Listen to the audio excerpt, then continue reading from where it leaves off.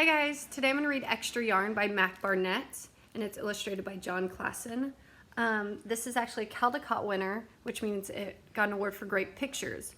John Klassen, remember that name because I'll be reading a few more books by him here in the next few weeks, funny ones. In John Klassen books and Mac Barnett, there's a little bit of a twist. So watch and listen, you'll like this one, Extra Yarn.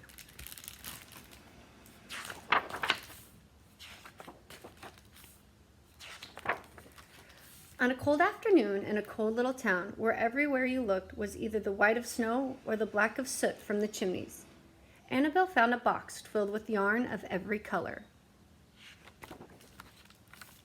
So she went home and knit herself a sweater, and when Annabelle was done, she had some extra yarn. So she knit a sweater for Mars too, but there was still extra yarn. And when Annabelle and Mars went for a walk, Nate pointed and laughed and said, "You two look ridiculous." "You're just jealous," said Annabelle. "No, I'm not," said Nate. But it turned out he was. And when after she made a sweater for Nate and his dog and for herself and for Mars, she still had extra yarn. At school, Annabelle's classmates could not stop talking about her sweater. "Quiet," shouted Mr. Norman. "Quiet, everyone. Annabelle, that sweater of yours is a terrible distraction.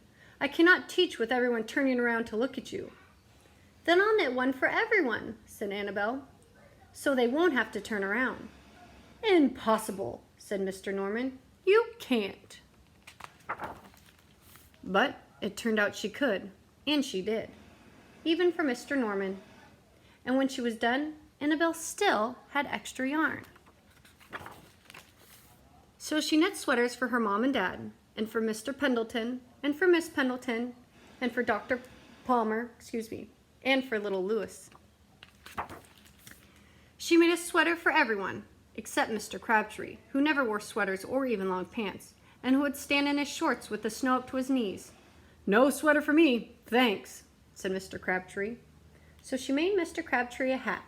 And even then, Annabelle still had the extra yarn. So she made sweaters for all the dogs and all the cats and for all other animals too. People thought, soon Annabelle will run out of yarn. But it turned out she didn't. So Annabelle made sweaters for things that didn't even wear sweaters. Things began to change in that little town.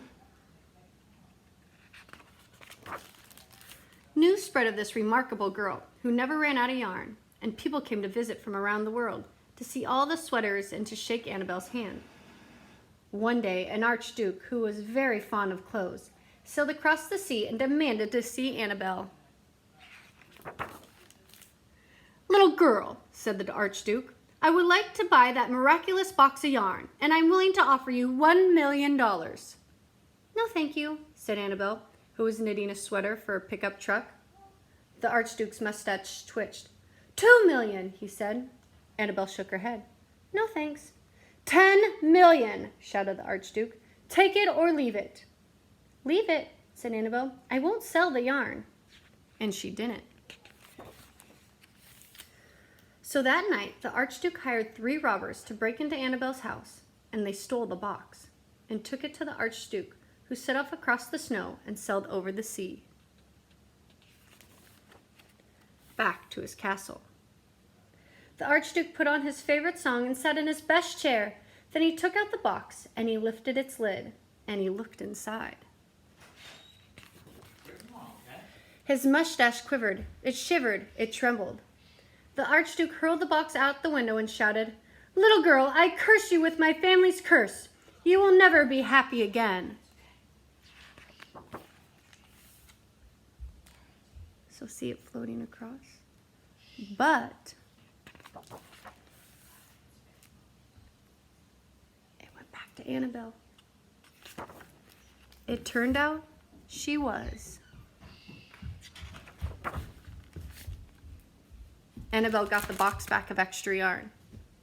So remember John Klassen, we've read Mac Barnett books. We read Count the Monkeys and we read House Rules, and there's another few that I want to read. Mac Barnett also has an Instagram page where he reads his stories online. John Klassen, we're going to read some more of his books.